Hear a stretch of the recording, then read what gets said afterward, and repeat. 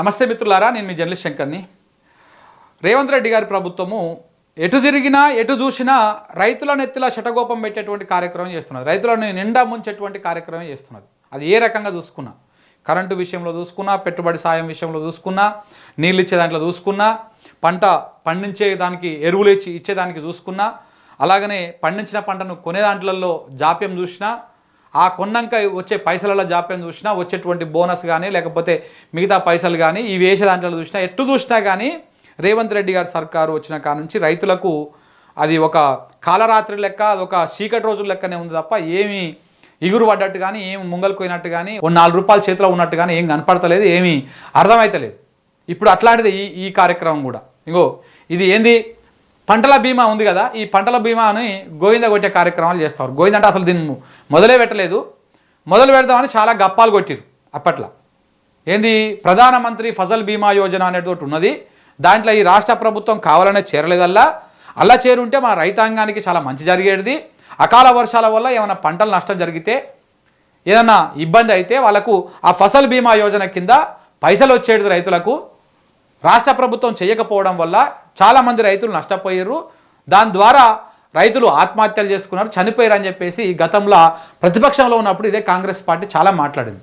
ప్రతిపక్షంలో ఉన్నప్పుడే కాదు, ఎన్నికలకు పోయినప్పుడు ఇక్కడ చూడండి మీరు, ఎన్నికలకు పోయినప్పుడు ఇక్కడ వరంగల్ డిక్లరేషన్ పెట్టేసి ఇందులో 5వ హామీ కింద ఇక్కడ వివిధ కారణాలతో చేత, ఇక్కడ మీరు క్లియర్గా చూడొచ్చు, వివిధ కారణాలతో పంట నష్టపోతే తక్షణ నష్టపరిహారం అందేలా పటిష్టమైనటువంటి పంటల బీమా పథకం తీసుకొస్తాము అని చెప్పేసి పెట్టిర్రు. అందులో ఏది మొత్తము రైతు డిక్లరేషన్, వరంగల్ రైతు డిక్లరేషన్లో 9 హామీలు ఇస్తే ఆ 9 5వ హామీనే ఇది. 5వ హామీలో కూడా మళ్ళీ 3 ఉన్నాయి. 5వ దాంట్లో మళ్ళీ 3 ఉన్నాయి. ఒకటేంది, వివిధ కారణాల చేత పంట నష్టపోతే తక్షణమే నష్టపరిహారం అందేలా పటిష్టమైన పంటల బీమా ఒకటి, రైతు కూలీలు భూమి లేని రైతులకు సైతం రైతు బీమా ఒకటి, రైతు బీమా, మహాత్మా గాంధీ ఉపాధి హామీ పథకాన్ని వ్యవసాయ పంటలకు అనుసంధానం చేయడం ఒకటి. ఈ 3 హామీలను 5వ గ్యారంటీ 5వ దాని కింద ఇచ్చిరు. మొత్తం 9 హామీలతోటి వరంగల్ రైతు డిక్లరేషన్ పెడితే ఇందులో 5వది అదే. ఏమని చెప్పారు, ఈ మాట ఎన్నికలకు ముందు చెప్పారు. రైతులు నిజమనే నమ్మిరు, కాంగ్రెస్ పార్టీకి ఓటేసిరు, గెలిచినాక ఎంపీ ఎలక్షన్లో కూడా ఇదే నమ్మబలికిరు. ఎంపీ ఎలక్షన్ల ముందుల రకరకాలుగా మాట్లాడారు. ఇక వచ్చేస్తున్నది, దాని మీద రివ్యూ పెట్టేసి వెంటనే తుమ్మల నాగేశ్వరరావు గారు రివ్యూ పెట్టేసి ఆ ఫసల్ బీమా ఏంది, ప్రధానమంత్రి ఫసల్ బీమా తీసుకురండి, దాని ఎట్టెట్ట ఉంటుంది, దాని కథ ఏంది, మనం అందులో చేరుదాము, ఈ మొత్తం ప్రీమియం కూడా మనమే కట్టేదాము, రైతుల మీద ₹1 భారం వేయొద్దు, మనమే రైతులకు మంచి చేద్దామని చెప్పేసి ఎనలేని ప్రేమలకు పోసిరు.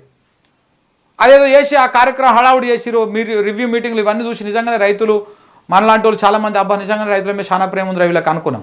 కానీ ఉత్తకథనే అదంతా. తర్వాత ఎన్నికల కూడా వాయిదా వేసిరు. దాని తర్వాత మళ్ళా ఓ సందర్భంలో ఏది రుణమాఫీ చేస్తున్న సందర్భంగా ఇక మన తుమ్మల నాగేశ్వరరావు గారు ఏం మాట్లాడారు ఒకసారి చూడండి, ఇదే బీమా గురించి. ఇదే కాదు, ఆయన ఆధ్వర్యంలో ఈనాడు పంటల బీమా కూడా ప్రవేశపెట్టండి. అకాల వర్షాలు కావచ్చు, ప్రకృతి వైపరీత్యాలు కావచ్చు, లేదు వాతావరణ పరిస్థితుల దృష్ట్యా పంట కోల్పోతే గత ప్రభుత్వంలో పంటల బీమాని కూడా తీసేశారు. దాన్ని మనం పునరుద్ధరించాల్సినటువంటి అవసరం ఉంది.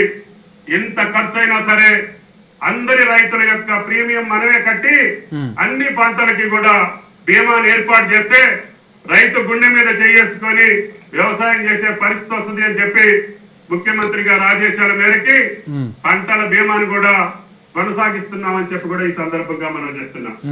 ఏమన్నారు, ఇది పంటల బీమాను మేము తెస్తున్నాము, ప్రీమియం మొత్తం మేమే కడతాము, రైతుల మీద భారం పడకుండా ప్రీమియం మొత్తం మేమే కడతాము అని చెప్పారు.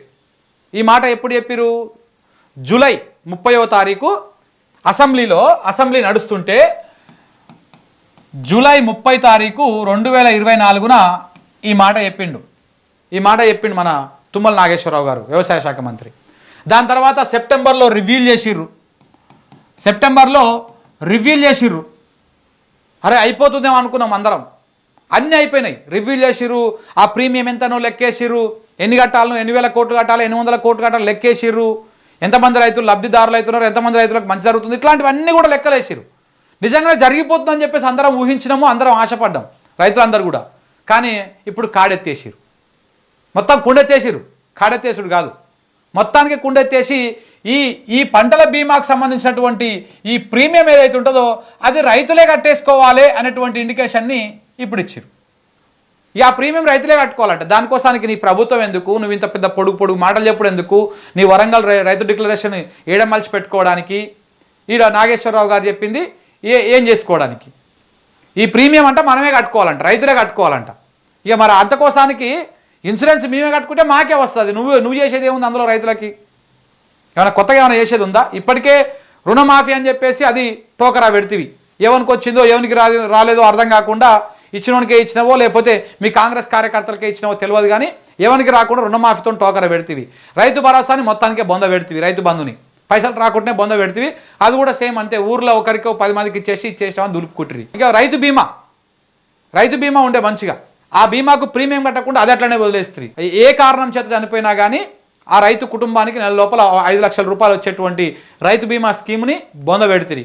ఇప్పుడు పంటల బీమా కన్నా మీరు పోనీ ఆ ప్రీమియం కట్టేసేదో నష్టపోతే రైతుకు 5 10 వస్తాయేమనుకుంటే అది కూడా లేకుండా ఈ పంటల ప్రీమియం, ఈ బీమా ప్రీమియం రైతులే కట్టుకోవాలంట. మరి రైతులు కట్టుకున్నాక ఇక మీరు ఇచ్చేది ఏముంటుంది ఇందులో? తెలంగాణ రైతాంగాన్ని ఎన్ని రకాలుగా మోసం చేయాలో అన్ని రకాలుగా మోసం చేస్తూ ఉన్నారు వీళ్ళు. ఇందులో ఎట్లా ఉంటుంది, దీంట్లో ఈ ఫసల్ బీమాలో కూడా కేంద్రాన్ని కొంత పర్సెంటేజ్ ఉంటుంది, రాష్ట్రాన్ని కొంత పర్సెంటేజ్ ఉంటుంది, అట్లాగే రైతులది కొంత పర్సెంటేజ్ ఉంటుంది. వీళ్ళు ఏం చెప్పారు, మొత్తం మేమే కడతామని చెప్పారు. ఇప్పుడే చెప్తున్నారు మొత్తం అంతా కలిపి మీరే కట్టుకోవాలి, రాష్ట్రంది అంతా కలిపి మీరే కట్టేసుకోవాలని చెప్తారు. ఇప్పుడు ఇక ఇది మనకు వచ్చేది లేదు పోయేది లేదు అనమాట. దీని గురించి ఆలోచిస్తలేరు. ఎన్ని పంటలు అయిపోయినాయి వీళ్ళు వచ్చినాక? డిసెంబర్ 7 తారీఖు వచ్చింది. అప్పటికి యాసంగి స్టార్ట్ అయింది. డిసెంబర్ అయిపోయింది, మళ్ళీ జూన్లో వానాకాలం స్టార్ట్ అయింది. మళ్ళా డిసెంబర్ 2024లో యాసంగి స్టార్ట్ అయింది. మళ్ళీ ఇప్పుడు ఈ యాసంగి అయిపోయింది. ఇప్పుడు ఈ నెల అంతా ఇది మే, వచ్చే నెలనే జూన్. మళ్ళీ జూన్లో 2025 వానాకాలం స్టార్ట్ అవుతుంది.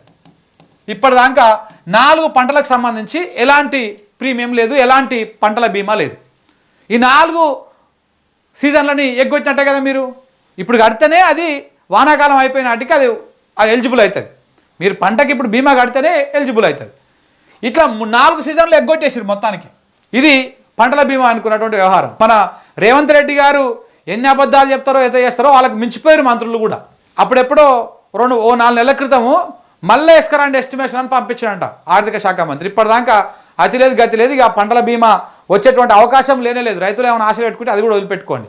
ఎట్లయితే రైతు బంధు మీద, రుణమాఫీ మీద ఆశలు వదిలేసుకున్నారో సేమ్ ఇది అంతనే, రైతు బీమా మీద ఇది కూడా అంతనే. ఇక ఈ పంటల బీమా వచ్చేది లేదు, సచ్చేది లేదు. ఈ రకంగా దానికి శటకోపం పెట్టేటువంటి కార్యక్రమాన్ని రేవంత్ రెడ్డి సర్కారు ముంగలేసుకున్నది.